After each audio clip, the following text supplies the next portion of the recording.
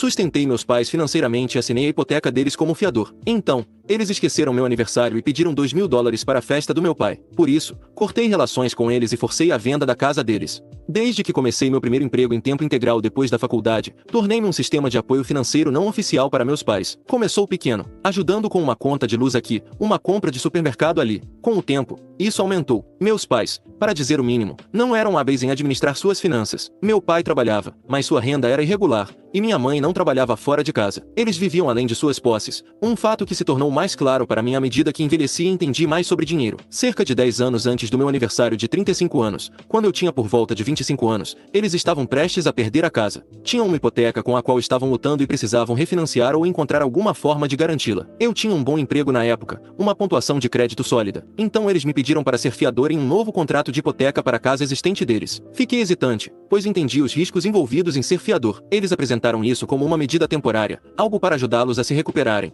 e me garantiram que administrariam os pagamentos. Enfatizaram que era apenas meu nome no papel para garantir o empréstimo devido ao crédito ruim deles e que não me custaria nada. Concordei com a condição de que eles seriam os únicos responsáveis por todos os pagamentos e que trabalhariam para tirar meu nome da hipoteca o mais rápido possível, talvez através de outro refinanciamento quando a situação financeira deles melhorasse. Este acordo foi verbal, um tema comum em meus negócios com eles. A casa em si era um lugar suburbano padrão de 3 quartos e 2 banheiros, mas era o lar deles. Eu nunca morei lá depois de assinar como fiador, eu tinha meu próprio lugar. Ao longo da década entre assinar como fiador e meu aniversário de 35 anos, continuei a fornecer assistência financeira. Não era apenas dinheiro para pequenos gastos, era substancial. Havia reparos nos 2 veículos deles, pagamentos de seguro, cobre os impostos prediais da casa da qual era coproprietário, que eles não conseguiram pagar em diversas ocasiões. Havia transferências diretas de dinheiro quando alegavam que não podiam pagar por mantimentos ou medicamentos essenciais. Ajudei a pagar por um telhado novo um ano, um novo aquecedor de água em outro. Também contribuí significativamente para o que eles chamavam de emergências familiares, que muitas vezes pareciam coincidir com o desejo de férias ou uma nova compra grande que eles não podiam estritamente pagar. Mantive registros dessas contribuições maiores, não por qualquer desconfiança inicial,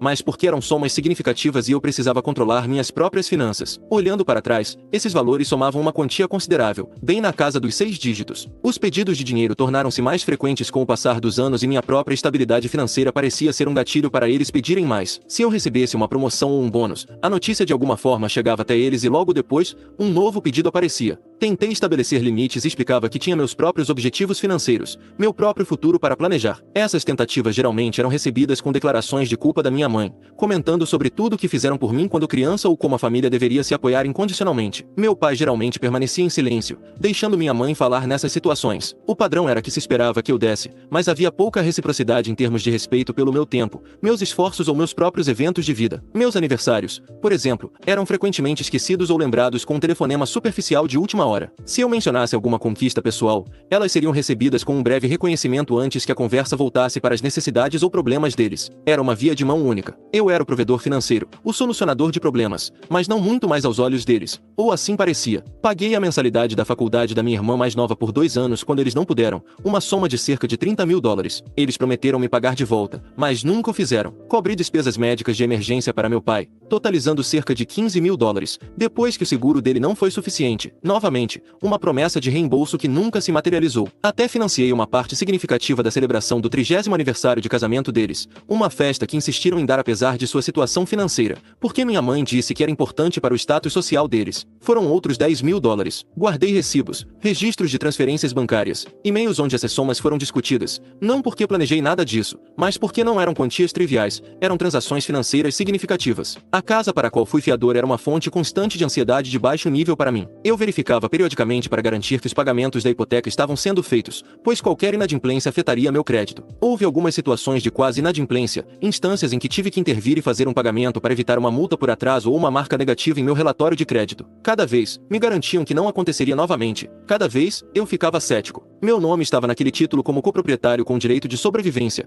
conforme a exigência do banco para eu assinar o empréstimo como fiador. Isso significava que eu legalmente possuía uma parte da casa. Na época, parecia uma formalidade para garantir o empréstimo. A semana do meu aniversário de 35 anos chegou e eu não esperava uma grande celebração. Nunca tive uma da minha família, mas pensei que talvez este ano pudesse ser diferente, um aniversário marcante. Eu havia mencionado isso algumas semanas antes, sem fazer alarde, apenas um comentário casual. Decidi organizar um pequeno jantar em um restaurante local. Convidei meus pais, minha irmã, o marido dela e alguns amigos próximos. Fiz a reserva, Confirmei. Enviei mensagens de texto alguns dias antes como um lembrete. No dia do meu aniversário, recebi uma breve mensagem de texto da minha irmã pela manhã. Feliz aniversário. Mas nada dos meus pais. À medida que a hora do jantar se aproximava, recebi uma mensagem da minha irmã dizendo que ela e o marido não poderiam ir. Algo sobre um problema de trabalho de última hora para ele. Meus amigos apareceram, pelo que fiquei grato. Esperamos por meus pais, mas eles nunca chegaram. Não ligaram, não mandaram mensagem, nada. As cadeiras vazias na mesa eram bastante perceptíveis. Meus amigos tentaram manter o clima leve, mas foi difícil. Paguei a conta e tentei manter a compostura. Mais tarde naquela noite, liguei para meus pais e a ligação caiu na caixa postal. Deixei uma mensagem apenas perguntando se estava tudo bem. No dia seguinte, recebi uma mensagem da minha mãe. Desculpe, perdemos seu jantar. Seu pai não estava se sentindo bem. Nenhuma explicação adicional, nenhum pedido de desculpas. Apenas isso. Isso não era incomum. A saúde dele era frequentemente usada como motivo para a ausência deles ou para precisarem de algo. Cerca de uma semana depois, minha mãe me ligou. O tom dela era alegre, como se nada tivesse acontecido. Ela começou com uma conversa fiada e depois foi direto ao ponto. O aniversário de 60 anos do meu pai seria em alguns meses e ela estava planejando uma grande festa para ele. Descreveu o local que queria reservar, o buffet, a lista de convidados. Então ela disse: estamos um pouco apertados para o depósito e os pagamentos iniciais. Estávamos esperando que você pudesse ajudar. Precisamos de cerca de $2.000. Sentei-me ali, com o telefone no ouvido, ouvindo-a detalhar os planos para a extensa celebração dele. Uma semana depois de eles nem sequer terem reconhecido o meu aniversário além de uma reserva de jantar esquecida. O contraste, a pura audácia daquilo, era gritante. Os anos de contribuições financeiras, os aniversários esquecidos, a hipoteca assinada como fiador, a expectativa constante de que eu proveria tudo. Tudo isso se fundiu naquele momento. Não disse muito ao telefone. Acho que apenas disse: vou ver o que posso fazer. E encerrei a ligação. Durante anos, eu havia cedido, havia dado, havia relevado. Desta vez, algo estava diferente. O descaso casual com o meu aniversário, seguido por um pedido de uma quantia significativa para a festa do meu pai, foi a gota d'água. Alguns dias depois, minha mãe mandou outra mensagem perguntando se eu havia enviado os $2.000. Fui ao meu aplicativo do banco e digitei os dados da conta da minha mãe, os mesmos que usei inúmeras vezes antes. No valor da transferência, inseri $1. No campo de referência, digitei para a festa do papai. Então, enviei. Imediatamente após enviar o $1, entrei nos meus contatos do telefone, encontrei o número da minha mãe e o bloqueei. Fiz o mesmo com o número do meu pai e depois com o da minha irmã. Bloqueei quaisquer familiares que fossem principalmente intermediários para meus pais. Fui às plataformas de mídia social onde estava conectado com eles e os removi e bloqueei lá também. Foi um processo sistemático e não enviei nenhuma explicação, não entrei em nenhuma discussão. Simplesmente cortei a comunicação. O próximo passo foi a hipoteca. Eu era coproprietário da casa deles. Meu nome estava na escritura e na hipoteca. Entrei em contato com o banco que detinha a hipoteca e expliquei que era fiador e coproprietário e desejava proteger meus interesses. Perguntei sobre o processo para congelar qualquer refinanciamento ou alteração no empréstimo sem meu consentimento explícito por escrito. O banco me informou sobre os passos, que envolviam o envio de uma carta formal e documentação comprovando minha participação. Passei os dias seguintes preparando isso e enviei por correio registrado com aviso de recebimento. O efeito dessa ação seria impedi-los de pegar mais dinheiro emprestado usando a casa como garantia ou vendê-la sem minha assinatura. Dado o histórico deles, suspeitei que poderiam tentar alavancar ainda mais a propriedade se estivessem em dificuldades financeiras, e eu não estava mais disposto a ser silenciosamente cúmplice ou responsável. As semanas imediatamente seguintes a essas ações foram tranquilas do meu lado. Eu esperava uma explosão, ligações de números desconhecidos, e-mails, mensagens por meio de terceiros. Algo disso aconteceu. Minha tia, irmã da minha mãe, me ligou algumas vezes. Eu não atendi e ela deixou mensagens de voz, que ouvi. Era uma mistura de confusão, depois raiva, depois tentativas de me fazer sentir culpado, dizendo que minha mãe estava arrasada. Eu não respondi. A transferência de $1 obviamente causou uma reação. Minha mãe aparentemente ligou para minha irmã em prantos e minha irmã então tentou entrar em contato comigo, mas o número dela já estava bloqueado. O efeito principal de congelar a hipoteca nesta fase inicial foi interno. Eu sabia que tinha tomado uma medida para proteger meus interesses financeiros, mas isso não desencadeou um evento externo imediato com meus pais, pois eles não estavam ativamente tentando refinanciar naquele exato momento, até onde eu sabia. Foi uma medida preventiva. A vida continuou e concentrei-me no meu trabalho, nos meus amigos, na minha própria vida. A ausência das ligações deles, dos pedidos, dos dramas fabricados era perceptível. Foi uma redução significativa no estresse que eu não havia apreciado totalmente até que desapareceu. Cerca de 3 meses depois de bloquear todo mundo e congelar a hipoteca, recebi uma carta registrada. Não era dos meus pais, mas de um corretor de hipotecas. Era uma carta de notificação padrão endereçada a todas as partes da hipoteca atual, incluindo eu. A carta afirmava que havia sido feito um pedido para refinanciar a hipoteca existente da casa dos meus pais e também buscava adicionar uma linha de crédito com garantia hipotecária. Meus pais estavam tentando refinanciar e extrair o valor patrimonial do imóvel. Crucialmente, os documentos indicavam que minha assinatura aparentemente não constava estava no pedido inicial deles a este corretor, ou eles estavam tentando prosseguir sem meu envolvimento direto. Talvez esperando que o corretor não verificasse rigorosamente todos os detalhes de propriedade ou que minha notificação de congelamento não tivesse se propagado totalmente por todos os sistemas. Minha ação anterior de notificar formalmente o credor atual e colocar uma retenção cautelar provavelmente sinalizou essa nova tentativa, ou o corretor estava fazendo a devida diligência que descobriu minha participação. Em minha comunicação anterior com o banco original, a carta era provavelmente um requisito legal, garantindo que todos os proprietários registrados fossem informados de tal solicitação. Isso era uma indicação clara de que estavam tentando contornar meu envolvimento e acessar o valor patrimonial de um imóvel do qual eu era coproprietário sem meu consentimento. O valor patrimonial existia em parte porque o imóvel havia se valorizado ao longo dos anos, mas também porque eu havia evitado inadimplências e contribuído para sua manutenção. Se eles conseguissem, poderiam sobrecarregar o imóvel com mais dívidas pelas quais eu seria parcialmente responsável se eles novamente deixassem de pagar, e isso diminuiria qualquer valor patrimonial real que eu detinha. Então, é aqui que estou. Eles tentaram agir pelas minhas costas para refinanciar um imóvel do qual sou coproprietário, e isso depois de anos de exploração financeira, culminando no incidente do aniversário e no pedido de mais dinheiro. Minhas ações iniciais foram cortar o contato e proteger a hipoteca de alterações unilaterais. Agora, eles me forçaram a ir além e tenho uma participação legal naquela casa. Também tenho registros de quantias substanciais de dinheiro que eles me devem, as quais eu anteriormente havia dado como perdidas. Dada a ação mais recente deles, estou considerando minhas opções. O que devo fazer? Tenho justificativa para tomar medidas mais agressivas para recuperar o que é meu e me remover completamente desta situação, mesmo que isso signifique consequências significativas para eles. Não estou buscando reconciliação. Estou procurando uma maneira de finalizar essa separação da minha vida da deles, especialmente financeiramente. Atualização 1. Passaram-se aproximadamente 4 semanas desde minha postagem original. Quero começar agradecendo as contribuições que recebi. Muitos comentários e mensagens privadas ecoaram sentimentos semelhantes em relação à situação. O consenso geral foi que as ações dos meus pais realmente passaram dos limites e que eu tinha justificativa para tomar medidas para proteger meus interesses financeiros. Surgiram várias perguntas sobre os detalhes da situação, que esclarecerei agora, pois foram pertinentes ao meu processo de tomada de decisão. Quando assinei a hipoteca como fiador, 10 anos antes do meu aniversário de 35 anos, fui adicionado à escritura da casa como coproprietário com direito de sobrevivência. Esta foi uma exigência do credor porque eu estava assumindo a obrigação da hipoteca. Isso significava que eu não era apenas um garantidor, eu era um coproprietário legal do imóvel. Na época, eu tinha 25 anos e embora entendesse que isso me dava uma participação, o foco principal então era simplesmente ajudá-los a evitar a perda da casa. Meus pais haviam enfatizado que era apenas uma assinatura para ajudá-los, e nunca discutimos em profundidade as implicações da copropriedade, como funcionaria uma futura venda ou compra da minha parte. Isso foi uma falha significativa da minha parte, impulsionada pela juventude e pelo desejo de ajudar. Muitos pediram um detalhamento dos $200 mil. Tenho analisado meus registros financeiros meticulosamente. Os $200 mil são uma estimativa aproximada, mas conservadora. Os principais itens incluem cerca de $45 mil em transferências diretas de dinheiro para a conta bancária deles ao longo de aproximadamente 10 a 12 anos, normalmente para cobrir déficits em contas ou despesas inesperadas. Geralmente em quantias de $300 a $1.000 por vez, $30,000 para a mensalidade da faculdade da minha irmã, que eles concordaram em reembolsar, $15 mil para despesas médicas do meu pai não cobertas pelo seguro após uma cirurgia, $10 mil para a festa de 30º aniversário de casamento deles, aproximadamente $25 mil em pagamentos de IPTU e seguro residencial que fiz para a casa deles ao longo dos anos, quando alegavam não poder pagar. Isso foi para proteger o patrimônio e minha classificação de crédito vinculada à hipoteca. Cerca de $20 mil para grandes reparos na casa, $12 mil para a substituição do telhado e $8 mil para um novo sistema de ar-condicionado, aquecimento e aquecedor de água, despesas relacionadas a carros, estima em torno de $18 mil.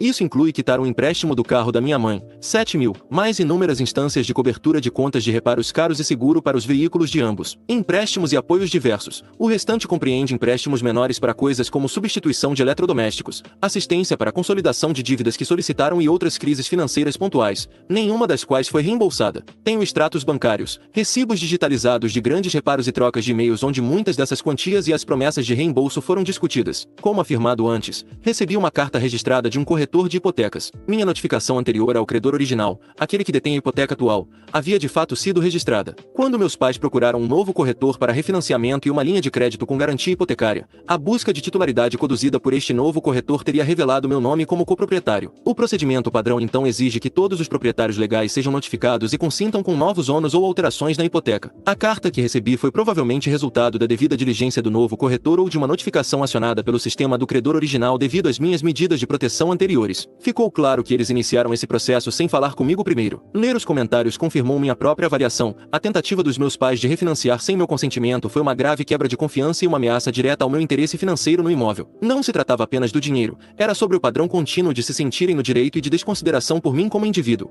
com meus próprios direitos e bem-estar financeiro. Os conselhos que recebi, juntamente com minha própria determinação, levaram-me à conclusão de que medidas passivas não eram mais suficientes. Eles agravaram a situação ao tentar esse refinanciamento. Decidi que precisava me livrar completamente desse emaranhado financeiro e recuperar o que me era devido, na medida do legalmente possível. O primeiro passo que dei foi consultar um advogado imobiliário. Encontrei um especializado em disputas de propriedade e ações de divisão de bens. Apresentei todo o histórico, minha documentação referente à copropriedade da casa, a hipoteca em meu nome e os registros das substanciais contribuições financeiras que fiz ao longo dos anos. Meu advogado analisou os documentos relacionados à escritura da casa e à hipoteca e confirmou meus direitos como coproprietário. Meu advogado redigiu e enviou imediatamente uma notificação extrajudicial para cessar e desistir ao corretor de hipotecas que me havia notificado sobre o pedido de refinanciamento. Esta carta declarava formalmente minha copropriedade, que eu não consentia com nenhum refinanciamento ou ônus adicional sobre o imóvel, e que qualquer tentativa de prosseguir sem meu consentimento explícito por escrito resultaria em ação legal. Isso efetivamente interrompeu o pedido de refinanciamento deles com aquele corretor específico. Simultaneamente,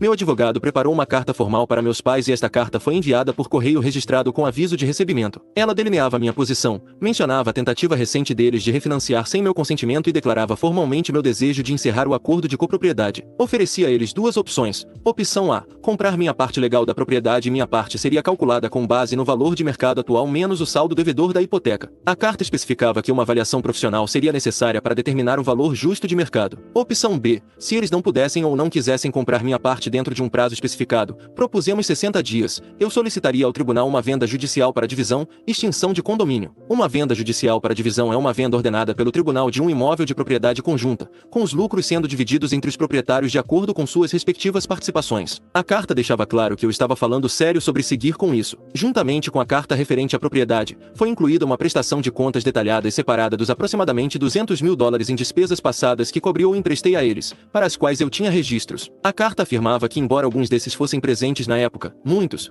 como a mensalidade da faculdade e as despesas médicas, vieram com promessas explícitas, ainda que verbais, de reembolso. Outros itens, como cobrir o IPTU de uma casa da qual sou coproprietário, foram despesas que incorri para proteger meu interesse no ativo deles, as quais agora buscava recuperar como parte do desemaranhamento financeiro geral. A carta declarava minha intenção de buscar essas dívidas por vias legais se um acordo razoável não pudesse ser alcançado em conjunto com a resolução da propriedade. Entendíamos que recuperar os $200.000 integralmente poderia ser difícil, especialmente as porções que poderiam ser argumentadas como presentes, mas incluir tudo era uma postura de negociação e um reflexo do desequilíbrio financeiro total. Os itens com promessas claras de reembolso, mensalidade da irmã, despesas médicas do pai, eram reivindicações mais fortes. A notificação extrajudicial para cessar e desistir enviada ao corretor de hipotecas interrompeu aquela tentativa específica de refinanciamento imediatamente. O corretor confirmou o recebimento e afirmou que não prosseguiria sem o consentimento de todos os proprietários legais. A entrega da carta registrada aos meus pais causou alvoroço previsível, embora eu tenha ficado sabendo por terceiros. Minha irmã, apesar de estar bloqueada, conseguiu me enviar uma mensagem através de um conhecido em comum. A mensagem transmitia que meus pais estavam arrasados, não conseguiam acreditar que eu faria isso com eles, e que minha mãe estava ficando doente de preocupação. Não houve reconhecimento das ações deles, nenhum pedido de desculpas, apenas indignação e tentativas de me fazer sentir culpado, mas não respondi a essa comunicação indireta. Meus pais não responderam diretamente à carta do meu advogado nas primeiras semanas. Meu advogado informou que isso não era incomum e que o próximo passo,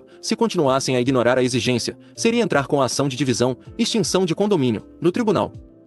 Atualização 2. Passaram-se aproximadamente 9 meses desde minha primeira atualização e quase um ano desde minha postagem original detalhando o incidente do aniversário e minhas ações iniciais. O processo que se seguiu ao envio das cartas do meu advogado foi demorado e, como esperado, nada amigável. Após o período inicial de 60 dias concedido na carta do meu advogado para que meus pais respondessem à exigência de compra da minha parte ou venda do imóvel, eles finalmente responderam, não diretamente, mas por meio de um advogado que contrataram. A resposta inicial do advogado deles foi uma tentativa de minimizar minhas reivindicações. Argumentaram que muitas das minhas contribuições financeiras foram presentes, que meu nome constava na hipoteca apenas como um facilitador e que forçar a venda da casa deles era uma ação agressiva e desnecessária. Fizeram uma oferta baixa para comprar minha parte, um valor significativamente inferior até mesmo a uma estimativa conservadora de seu valor com base nas avaliações de imóveis locais. E não abordaram de forma alguma a reivindicação separada da dívida de $200.000. Meu advogado e eu rejeitamos a oferta deles. Já havíamos encomendado uma avaliação independente do imóvel, que o avaliou em $450.000 e o saldo devedor da hipoteca era de aproximadamente aproximadamente 150 mil dólares. Minha metade legal da participação no patrimônio líquido,